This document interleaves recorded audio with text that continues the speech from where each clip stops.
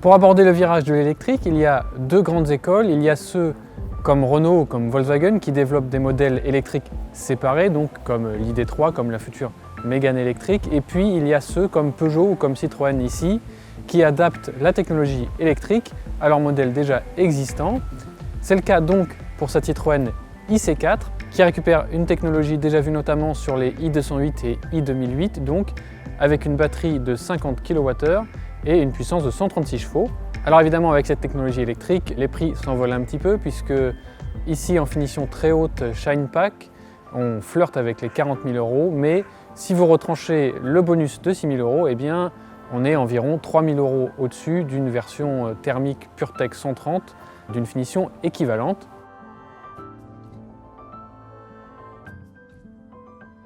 Alors, est-ce que la motorisation électrique va comme un gant à la définition tout confort de Citroën? Ou est-ce qu'on est handicapé par cette technologie? Eh bien, on va le voir tout de suite dans cet essai. Mais avant de monter à bord, je vous invite à vous abonner à notre chaîne, à nous retrouver sur nos réseaux sociaux et bien sûr sur autoplus.fr. Alors à bord de cette Citroën IC4, eh bien, sans surprise, la présentation est quasiment identique à la C4 thermique. On a juste quelques petites touches, notamment de bleu sur la contreporte, et sur la console centrale, on a la touche qui permet d'agir sur les modes de conduite. Donc on a Eco, Normal et Sport, en sachant que la puissance totale de 136 chevaux n'est disponible qu'en mode Sport. Pour le reste donc, c'est exactement la même chose qu'une C4 normale, avec ses forces et ses faiblesses. On va commencer par les faiblesses. Le tout petit combiné d'instruments numériques de 5 pouces seulement. Et alors il est lisible, mais il n'est pas très configurable, il n'est pas évidemment très grand. Il est complété par un affichage tête haute, mais qui est quand même assez loin des meilleurs de la catégorie.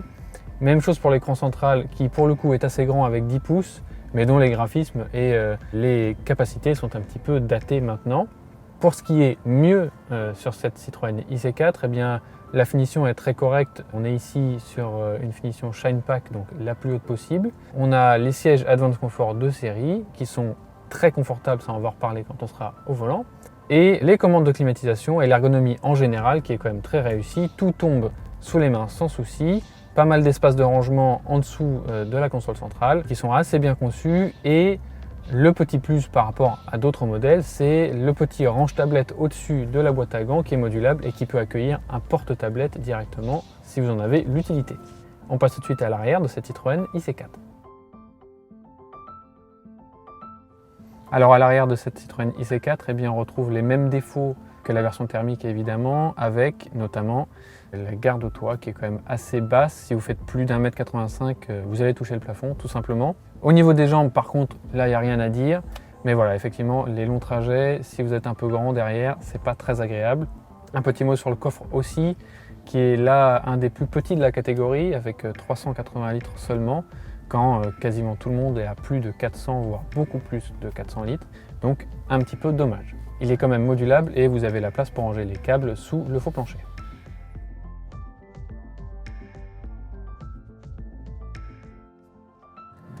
Alors au volant de cette Citroën C4 électrique, on va d'abord revenir rapidement sur ce qui avait fait la force de la Citroën C4, même en thermique, c'est-à-dire son grand niveau de confort. Donc on a les butées de suspension hydraulique qui donc absorbent de façon très douce les imperfections. Ça c'est vraiment très réussi, notamment sur tout ce qui est dodane, bande rugueuse, ce genre de choses. Et deuxième point, les fameux sièges Advance Comfort qui ont pareil un très bon niveau de moelleux. Ce qui fait que, même en thermique, c'est une des voitures les plus confortables de sa catégorie, sans souci de ce côté-là. Et sur les versions thermiques, en revanche, le petit point noir, eh bien, c'était le 3 cylindres PureTech 130 chevaux, qui était un peu bruyant, qui vibrait quand même un petit peu, notamment en ville. Et donc là, évidemment, avec le moteur électrique, on a un caractère qui sied beaucoup plus à ce grand confort de la C4, avec évidemment une douceur absolue, pas de boîte de vitesse, donc pas d'à-coups, pas de vibration, donc ça fonctionne très bien, ça s'allie très bien avec la philosophie de confort de la C4. De ce point de vue, c'est réussi. Ce qu'il est un petit peu moins, vous vous en doutez parce que c'est souvent le cas sur les voitures électriques, mais là plus particulièrement, c'est l'autonomie qui pêche un petit peu puisque, on l'a dit, le système est repris de voitures plus petites, de la 208 et de l'i2008, Et avec une batterie de 50 kWh seulement, eh bien, les distances parcourues ne sont pas énormes. Le Labo Auto Plus l'a mesuré en moyenne à 266 km d'autonomie et ça tombe même à 216 km sur autoroute. Donc même si cette C4 est très confortable et qu'on aimerait pouvoir voyager beaucoup avec, eh bien malheureusement, c'est pas forcément faisable, en tout cas pas de façon pratique, même si on peut quand même charger jusqu'à 100 kW sur une borne rapide. Eh bien ces bornes, il faut les trouver, et si vous devez les trouver tous les 180-190 km sur autoroute, votre voyage va être très long. On va finir cet essai par parler de la concurrence de cette Citroën IC4.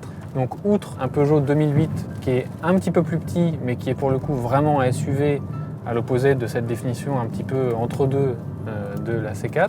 On l'a dit, c'est la même technique, c'est à peu près les mêmes autonomies. Vous aurez l'intérieur un petit peu plus premium d'une Peugeot. En revanche, là où la C4 va avoir un petit peu plus de mal, c'est par rapport notamment à la Volkswagen ID.3, qui est pour le coup en finition et en motorisation comparable, même un petit peu moins cher que cette IC4. Alors, niveau finition, on adore ou on déteste. Il se trouve que sur l'ID.3, il y a quand même beaucoup de plastique dur, mais l'équipement est au niveau. Et l'autre grand point d'interrogation, c'est la future Renault Mégane tout électrique qui, pour le coup, a mis le paquet sur la technologie et le look.